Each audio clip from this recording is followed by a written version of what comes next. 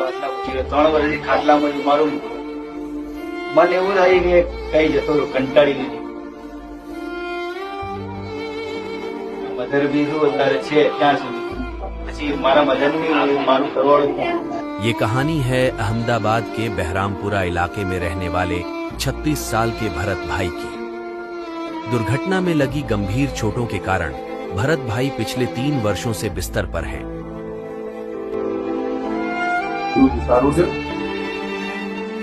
સાહેબ મજૂરી કરતો હતો. પડી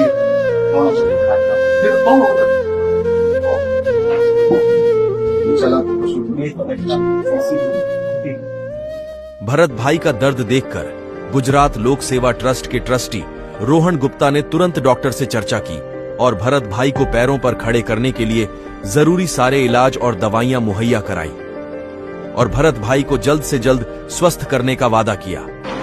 તમારા માટે છે, બીજું બી કઈ બી હશે, દવાઓનું હશે, અમે હેલ્પ કરીશું.